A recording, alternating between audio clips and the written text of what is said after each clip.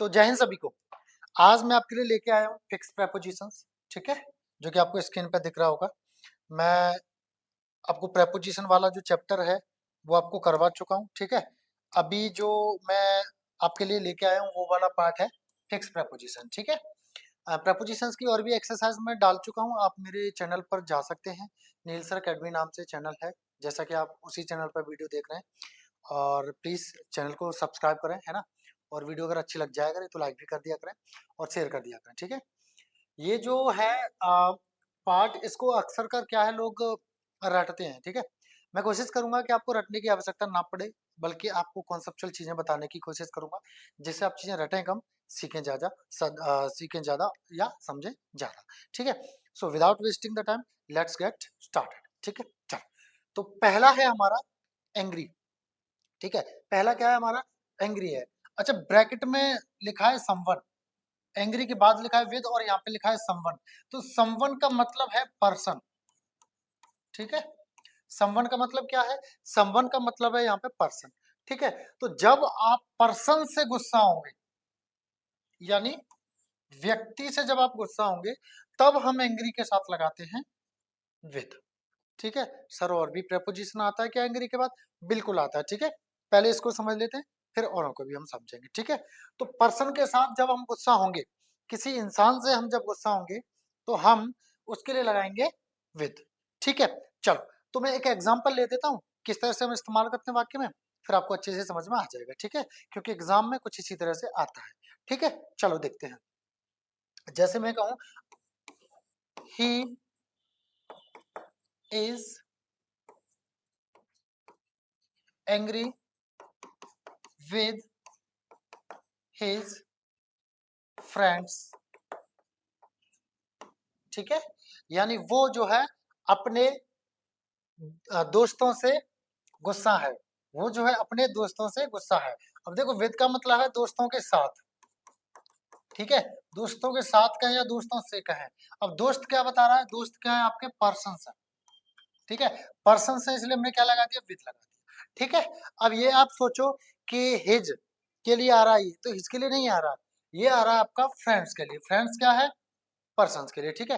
His क्या है यहाँ पे, हिज है आपका यहाँ पे एडजेक्टिव, ठीक है, जो कि इस नाउन की के बारे में बात कर रहा है। नाउन के बारे में कौन बात करता है, नाउन के बारे में बात करता है एडजेक्टिव, ठीक है।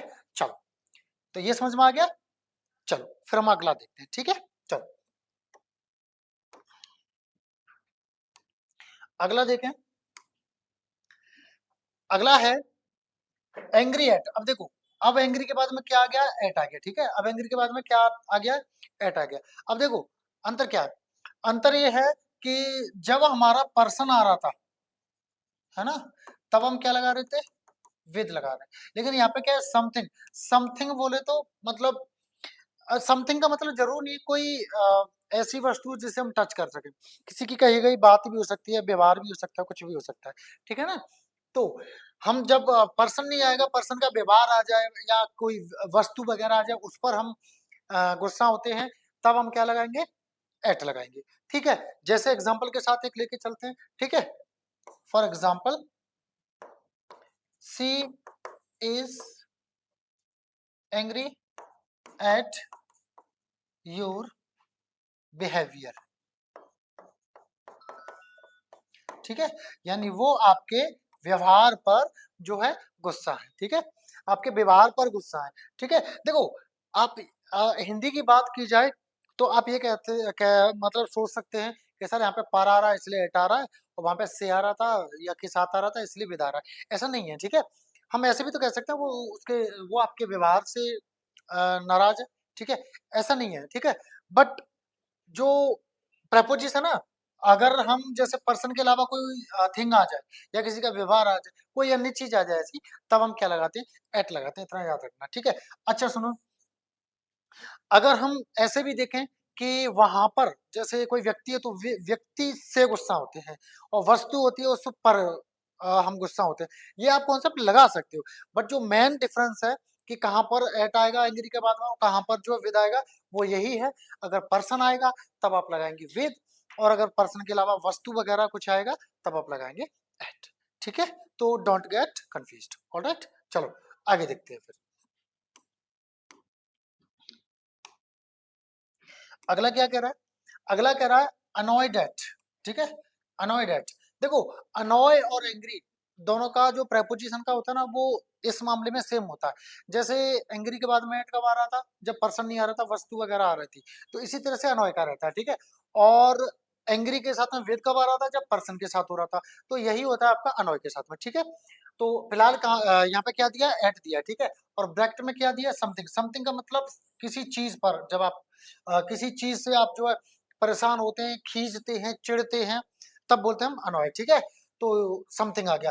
और विद होता तो किसी व्यक्ति से आप चिढ़ते, खींचते, है ना, परेशान होते, तब आप क्या लगा देते? विद लगा देते, ठीक है। तो चलो एग्जाम्पल देख लेते हैं इसका, तो आपको और चीजें क्लियर हो जाएंगी, ठीक है। जैसे मैं कहूँ,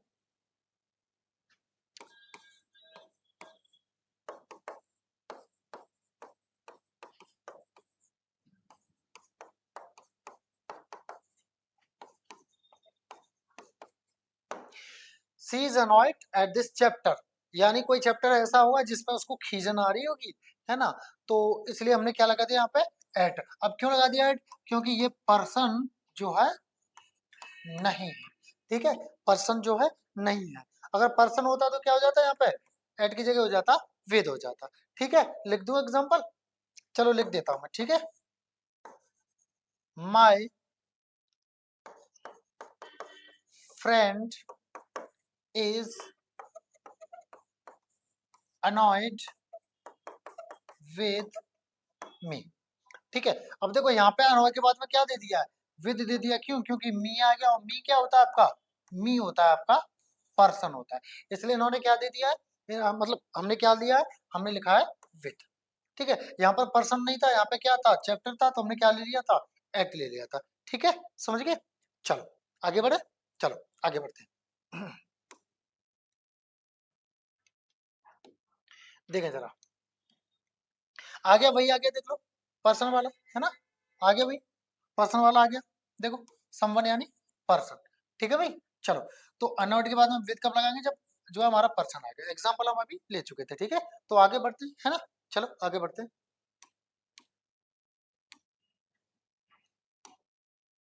देखें अगला, अगला है अराइव।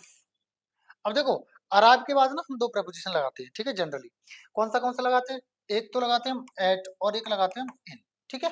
तो देखो, अगर हम जैसे मान लो किसी पार्टिकुलर प्लेस की बात करेंगे, किसी पार्टिकुलर प्लेस की बात करेंगे, तो हम क्या लगा देते हैं? हम एट लगा देते हैं, ठीक है। लेकिन वहीं अगर हम देश की बात करेंगे या किसी राज्य की बात करेंगे, वहां देश में या राज्य में आप पहुंचोगे, ठीक है, तब हम क्या लगाएंगे? इन लगाएंगे, ठीक है। एग्जाम्पल ले लेता हूं तो आपको और अच्छे से क्लियरिटी आ जाएगी, ठीक है। चलो देखते हैं।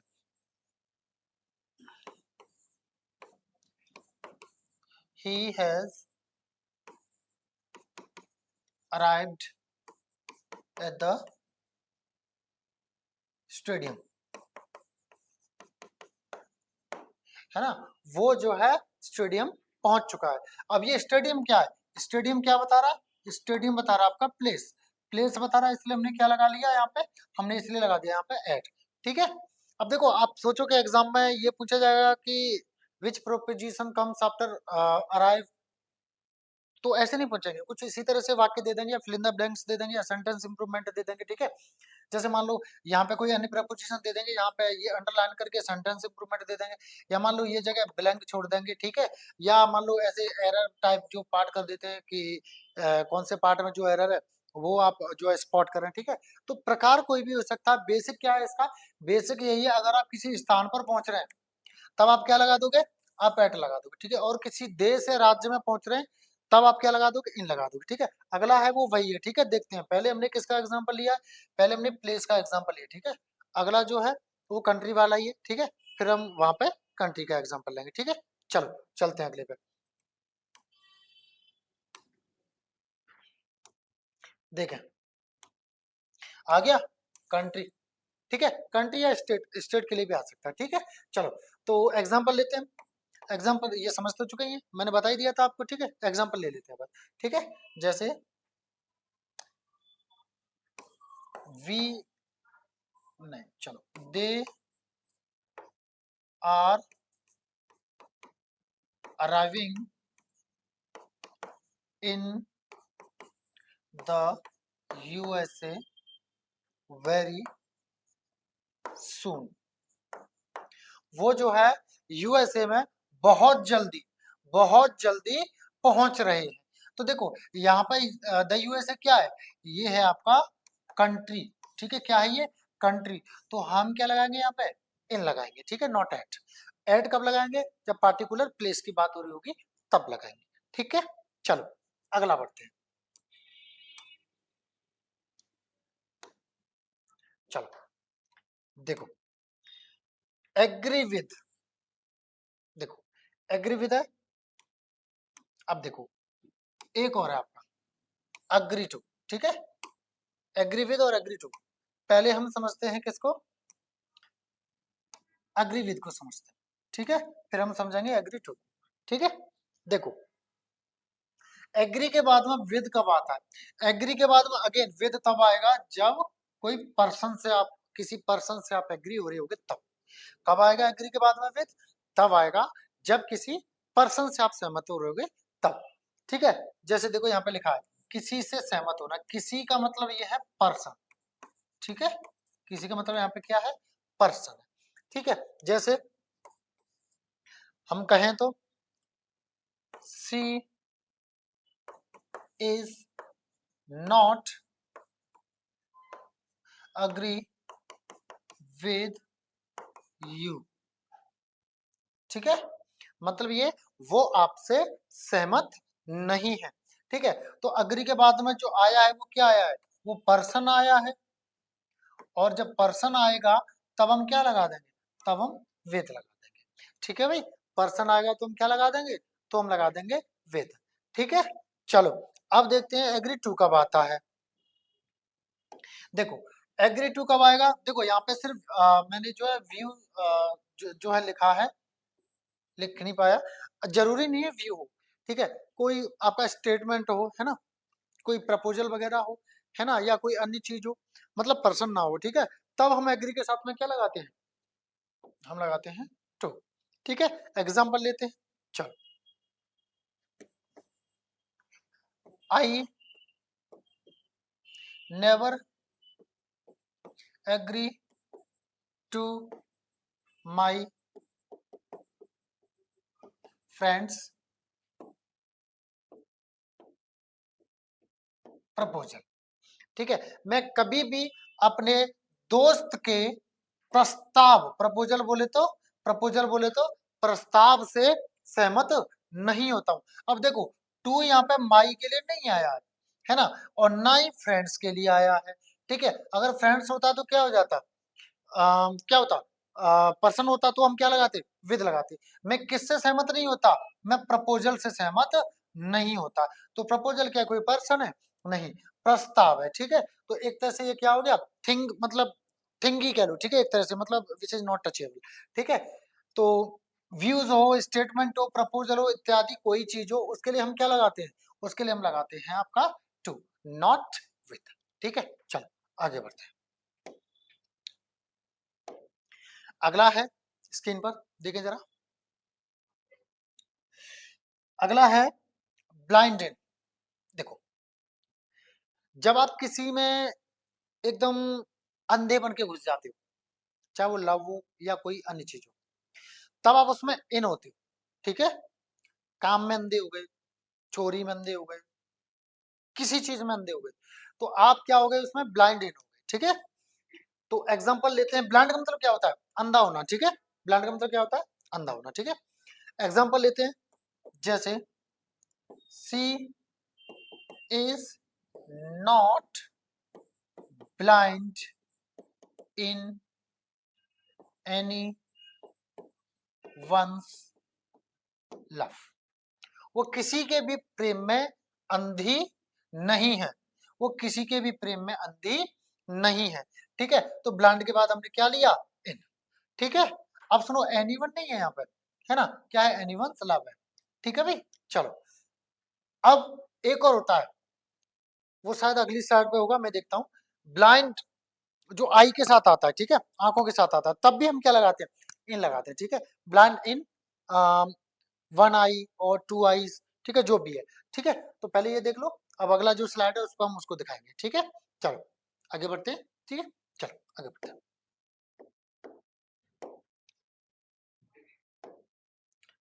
हाँ देखो ये आ गया, ब्लाइंड इन एन आई, ठीक है, मतलब आंख से अंधा होता है, मतलब जैसे किसी की एक आंख खराब हो जाए ना, है ना, तो उसको क्या बोलेंगे, ब्लाइंड इन वन आई, ठीक है, ऐसे कह देंगे, ठीक है भाई।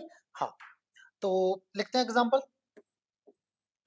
Blind, sorry, her grandfather is blind in one eye, ठीक है।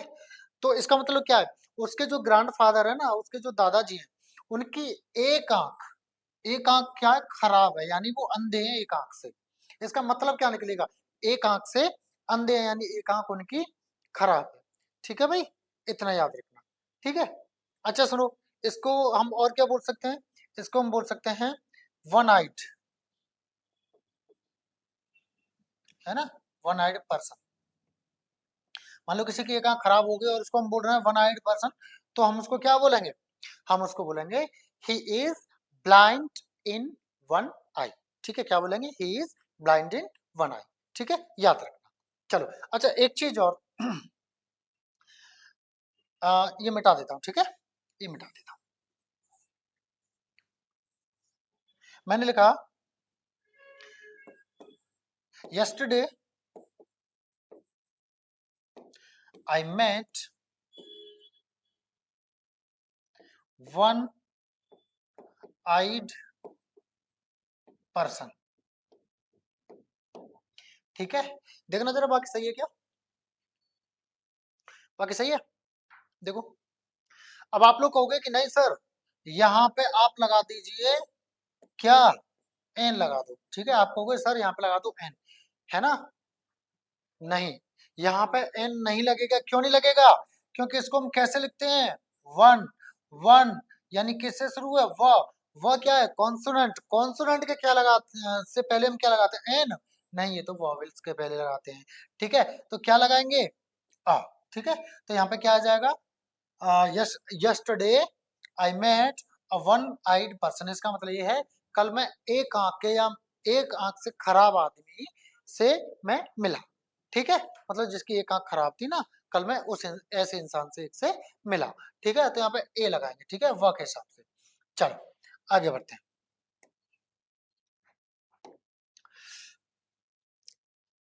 चलो आगे है cheat a person of money etc..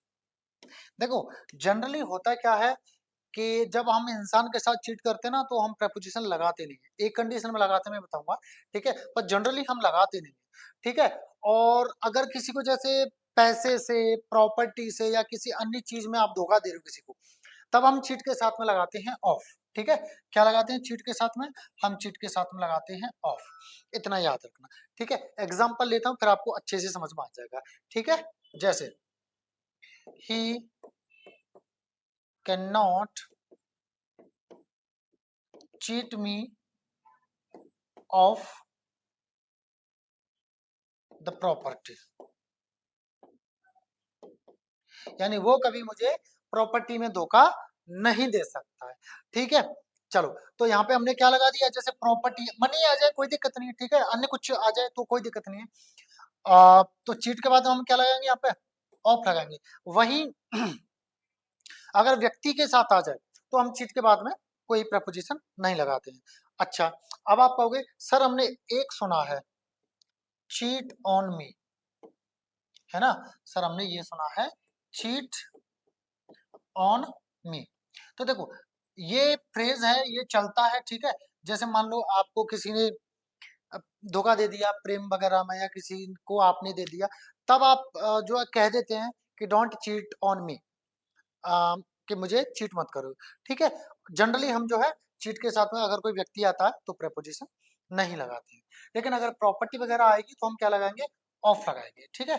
चलो अच्छा एक चीज और, जब चीट आ गया है तो एक चीज और देख लेते हैं, आप लोग जनरली बोलते रहते हो कि he is a cheater, he is a cheater. तो सुनो, चीटर कोई वर्ड नहीं होता है, चीटर कोई वर्ड नहीं होता है, चीटर नहीं होता है। चीटर की जगह हम बोलते हैं चीट। ठीक है, चीट आपका नाउन भी होता है और चीट आपका वर्ब भी होता है, नाउन भी और वर्ब भी। ठीक है, याद रखना। चलो आगे बढ़ते हैं। अगला है कंप्लाई विथ। ठीक है, कंप्लाई विथ, कंप्लाई का मतलब होता है के हिसाब से चलना, को को मानना, का अनुसरण करना या अनुकरण करना। ठीक है, के अनुसार चलना। ठीक है, ये लिखा हुआ है। ठीक है, जैसे मान लो रूल्स हो गए, रेगुलेशंस हो गए या कोई अन्य चीज हो गई, उसके लिए हम क्या लगाते हैं, कंप्लाई लगाते हैं। और कंप्लाई जब किसी के हिसाब से चलेंगे यानी किसी के साथ साथ चलेंगे, तो साथ साथ चलेंगे तो हम क्या लगाएंगे, विद लगाएंगे। ठीक है, क्या लगाएंगे, विद लगाएंगे। ठीक है, एग्जाम्पल देता हूं, आपको अच्छे से समझ में आ जाएगा। ठीक है, जैसे स्टूडेंट्स शुड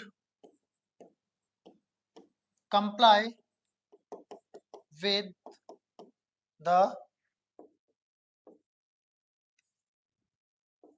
ये लिख देता हूं, ड्रेस कोड। ठीक है, चलो, यानी स्टूडेंट्स को क्या है ना, ड्रेस का जो कोड है ना, उसके हिसाब से चलना चाहिए। ठीक है, ऐसे ही हम बोल सकते हैं we should comply with traffic laws या रूल्स। ठीक है, क्या बोल सकते हैं हम, we should comply with traffic laws, यानी हमें जो है यातायात के जो नियम होते हैं ना, उनके हिसाब से चलना चाहिए, उनका अनुसरण करना चाहिए। ठीक है, उनका अनुसरण करना चाहिए। ठीक है भाई, चलो आगे। अगला है कोप विद।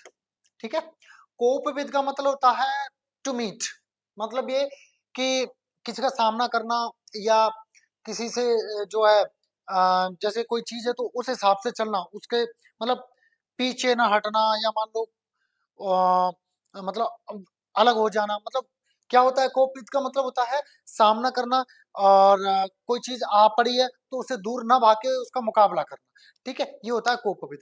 अब सुनो, इसमें गलती क्या करते हैं, ज्यादातर जो गलती करते हैं वो होता है कोप अप विद, लोग ये लगाते हैं, क्या लगाते हैं, कोप अप विद, जो कि होता है आपका गलत। क्या होता है ये आपका, ये होता है आपका गलत। ठीक है, कोप अप विद नहीं होता है, याद रखना। ठीक है, अच्छे अच्छे एग्जाम्स में भी ये आ चुका है ना, और अक्सर कर हम ये पढ़ते रहते हैं तो इसको हम जो है इग्नोर कर देते हैं कि ये सही है, बट ये सही नहीं है। क्या होता है सही, सही होता है आपका कोप विद। क्या होता है, कोप विद। ठीक है, डू रिमेम्बर, जरूर याद रखें। ठीक है, चलो जैसे एग्जांपल लेते हैं हम। ठीक है, everyone should cope with the changing conditions.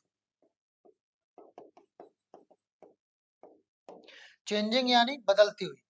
ठीक है, हर किसी को बदलती हुई स्थितियों से, बदलती हुई परिस्थितियों का सामना करना चाहिए, मुकाबला करना चाहिए, अड़ जाना चाहिए, ना कि पीछे हटना चाहिए या मुड़ जाना चाहिए। ठीक है, चलो, तो ये आपका एग्जाम्पल है, इससे आप समझ सकते हो। ठीक है, चलो आगे। अगला देखें, डिफर फ्रॉम, अथिन। देखो, डिफर क्या होता है, डिफर का मतलब होता है अलग होना किसी से। ठीक है, ये जो आपने सुना है ना डिफरेंस, डिफरेंस सुना होगा, डिफरेंस इसका नाउन है, डिफरेंस का मतलब होता है अंतर, और डिफर का मतलब होता है अंतर होना या अलग होना। ठीक है, मतलब नॉट सिमिलर, है ना, नॉट सिमिलर। ठीक है, चलो एग्जाम्पल के साथ इसको समझते हैं और अच्छे से समझ में आ जाएगा। ठीक है, चलो, she never differs from my statements, यानी मेरे कथन से वो कभी भी अलग नहीं होती है, यानी जैसा मैं कहता हूं वो भी वैसा ही कहती है या वो भी वैसा ही करती है। ठीक है, तो यहाँ पे देखो डिफर्स क्यों आया, डिफर्स इसलिए आया क्योंकि हमारा सब्जेक्ट क्या है, सी है, वो क्या है, सिंगुलर है, और टेंस कौन सा, प्रेजेंट है, तो प्रेजेंट में क्या करते हैं, वर्ब में एस या एस लेते हैं, तो इसलिए डिफर में क्या लिया हमने, एस लिया। ठीक है, चलो आगे बढ़े, चलो बढ़ते हैं। देखें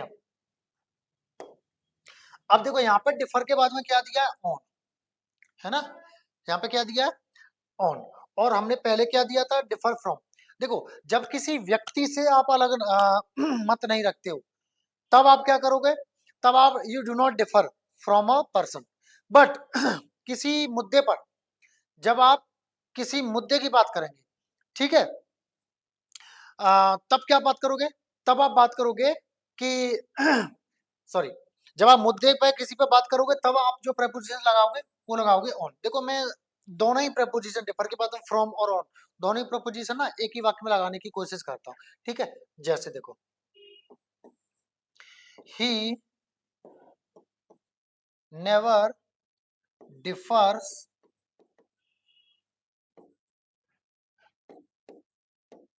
from me on this issue.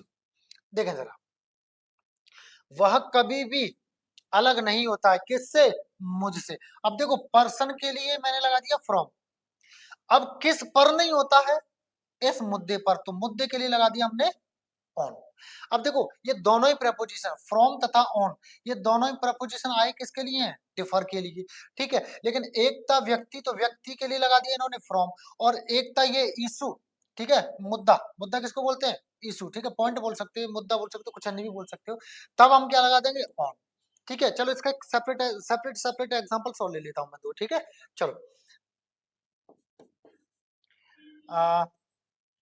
My mother differs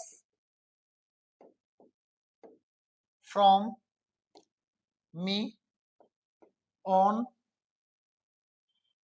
such matters। देखो अच्छा, ये तो फिर से वही हो गया, ठीक है, फिर से ये हो गया कि पर्सन के लिए फ्रॉम आ गया और मैटर के लिए ऑन आ गया। चलो ऐसे कर दो ऐसे कर दो, लो, ठीक है, my mother differs from me.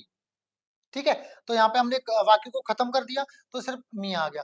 अब देखो मैं एक सेपरेट ऑन वाला और ले लेता हूँ, तो आपको और अच्छे से समझ में आ जाएगा। ठीक है, जैसे देखो,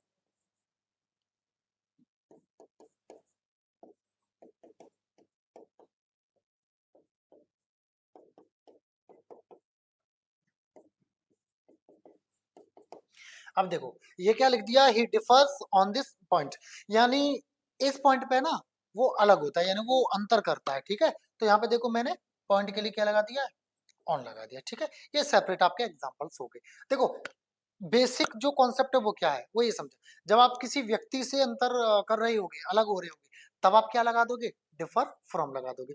लेकिन वही आप किसी मुद्दे पर, किसी पॉइंट पर, किसी इशू पर या किसी अन्य चीज पर आप अंतर कर रहे होगे, तो पर बोले तो ऑन आएगा। ठीक है, तो डिफर ऑन।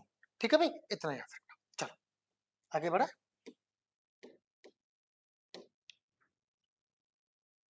अगला देखें। देखो अगला क्या कह रहा है, डिपेंड ऑन और अपॉन। देखो डिपेंड के बाद में ऑन और अपॉन दोनों ही आ जाते हैं किसी पर। ठीक है, डिपेंड ऑन या डिपेंड अपॉन कुछ भी आ जाएगा। ठीक है, एग्जाम्पल देखो, डिपेंड का मतलब होता है किसी पर आश्रित होना या निर्भर होना। ठीक है, देखो जरा, निर्भर होना, ठीक है, या आश्रित होना। जैसे एक एग्जाम्पल लेते हैं, ठीक है, don't depend on single source of income. ठीक है, यानी एक की इनकम के स्रोत पर आप जो निर्भर ना रहे। ठीक है, तो हमने यहाँ पर क्या लगा दिया, ऑन लगा दिया। ठीक है, ऐसे भी कह सकते हैं, ही डिपेंड्स ऑन ऑन एग्रीकल्चर। वो जो है खेती पर निर्भर रहता है या करता है। ठीक है भाई, ऐसे कह सकते हैं। समझ गए? चलो आगे बढ़े, चलो आगे बढ़ते हैं। देखें, डिप्राइव, डिप्राइव एक अच्छा शब्द है, ठीक है, अच्छा भी नहीं है। कैसे? डिप्राइव का मतलब होता है वंचित। लिखा है क्या? हाँ लिखा, ठीक है, वंचित होना, ठीक है, किसी चीज के बिना रह जाना, रहित हो जाना, ठीक है। जैसे अगर आप नींद से डिप्राइव कर गए तो आप क्या रह गए? नींद से वंचित, यानी नींद के बिना रह गए। कोई इनाम मिल रहा था, आप उससे डिप्राइव कर गए तो आप क्या रह गए? इनाम के बिना रह गए, ठीक है। तो वहां हम क्या लगाएंगे? डिप्राइव। किसी बेनिफिट वगैरह या लिखा है, ठीक है, एडवांटेज या राइट, किसी अधिकार या किसी फायदे, है ना, से आप वंचित रह गए तो आप क्या रह गए? डिप्राइव। और डिप्राइव एक ऐसा वर्ड है जो अपने बाद में लेता है ऑफ, याद रखना, ठीक है। जैसे नेवर डिप्राइव ऑफ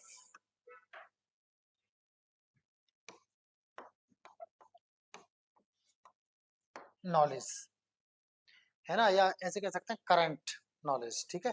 कभी भी जो है, जो जानकारी होती है, जो नॉलेज होती है, उससे वंचित ना रहे, ठीक है। ऐसे भी कह सकते हैं नेवर डिप्राइव ऑफ स्लीप, नींद से वंचित न रहे वरना क्या हो जाओगे? इंसोमेनिया, है ना। चलो आगे बढ़े, चलो आगे बढ़ते हैं। देखें, डिजायर, डिजायर का मतलब होता है इच्छा, और एक होता है इच्छा करना या इच्छा होना, ठीक है। अब इसके बाद में जो प्रेपोजिशन लगाते हैं वो क्या लगाते हैं? वो लगाते हैं जो फॉर, ठीक है, क्या लगाते हैं? फॉर लगाते हैं। जैसे मैं कहूँ ना कि मेरी ना कार लेने की इच्छा है, मेरी ना घर लेने की इच्छा है, मेरी ना ये करने की इच्छा है, वो करने की इच्छा है, ठीक है, तो हम क्या लगाएंगे? फॉर लगाएंगे। एग्जाम्पल लेते हैं, ठीक है। आई हैव स्ट्रॉन्ग डिजायर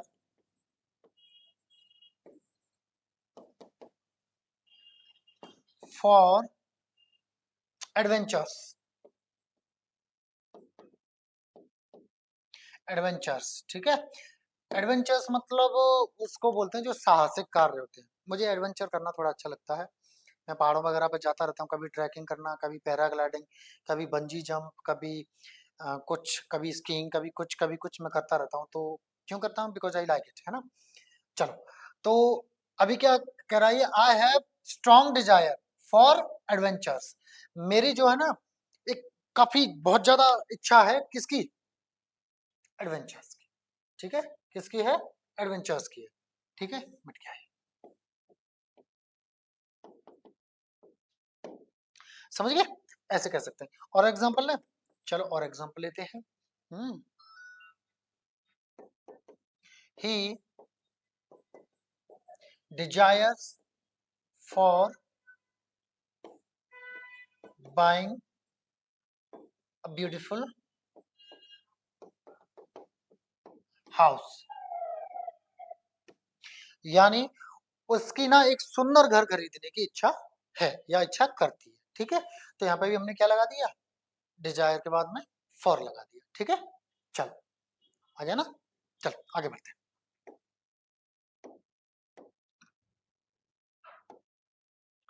अब देखो अगला, इक्वल, इक्वल के बाद में आता है टू। इक्वल का मतलब होता है बराबर होना, ठीक है, समान होना, बराबर होना, ठीक है। जैसे कहते हैं ना this is equal to this, है ना। चलो, तो ये होता है आपका इक्वल के बाद में लगाते हैं टू, ठीक है। छोटा सा एग्जांपल ले लेते हैं, ठीक है।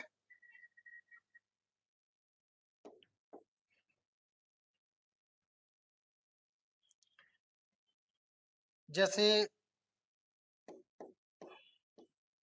To is not equal to four, यानी दो जो है चार के बराबर नहीं है, ठीक है, क्योंकि ये दो है और ये चार है, ठीक है भाई। चलो, तो हमने क्या लगा दिया इक्वल के बाद में? इक्वल के बाद में लगा दिया हमने टू, ठीक है। चलो लास्ट, लास्ट है आपका एस्केप फ्रॉम। एस्केप का मतलब होता है किसी से, किसी को टालना, बचना किसी से, ठीक है, बचना किसी से, हाँ, बच निकलना या बचना, ठीक है, किसी से। तो इसके बाद हम लगाते हैं फ्रॉम, ठीक है, क्या लगाते हैं हम, फ्रॉम लगाते हैं। जैसे हम कह सकते हैं पढ़ाई से मत बचो, ठीक है, कठिनाइयों से मत बचो, है ना, कंफर्ट जोन में मत जाओ, है ना, आलस से बचो, ठीक है, लापरवाही से बचो, ठीक है। तो हम क्या लगाएंगे, एस्केप फ्रॉम, ठीक है। जैसे लिखते हैं ही always escapes from hard work। वो हमेशा कठिन परिश्रम से बचता है। वो हमेशा क्या करता है, वो कठिन परिश्रम से हमेशा बचता है, ठीक है। तो ये क्या लगा दिया हमने, एस्केप के बाद में फ्रॉम लगा दिया, ठीक है।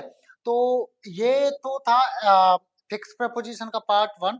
अगला पार्ट मैं आपके लिए बहुत जल्द लेके आऊंगा, ठीक है। तब तक अगर वीडियो आपको अच्छी लगी हो तो इसको लाइक करें और प्लीज चैनल को सब्सक्राइब करें, जिससे थोड़ा मोटिवेशन आए हमें, थोड़ा जोश आए हमें, और इसी तरह की वीडियोस आपके लिए लगातार लाते रहें। और कोशिश करेंगे आपको सारे सब्जेक्ट्स की रेगुलर क्लासेस बहुत जल्द आपको अवेलेबल करवा दें। अभी चैनल नया बनाया है, ठीक है, मैं भी पहली बार ऑनलाइन आया हूँ, थोड़ा सा झिझक हो रही है, बट कोई बात नहीं, आप लोगों का प्यार और सपोर्ट बना रहा तो ये बहुत जल्द खत्म हो जाएगी और आपके लिए कंटेंट को और बेहतर से बेहतर बनाता रहूंगा, ठीक है। और कोशिश करूंगा आपके लिए चीजों को ज्यादा से ज्यादा सिंपल कर सकूं, सिंपल बना सकूं, सिंप्लीफाई कर सकूं, ठीक है। सो चैनल को सब्सक्राइब कर लें और वीडियो को शेयर कर दें इफ यू लाइक इट, ठीक है। चलो, थैंक यू एंड जय हिंद सभी।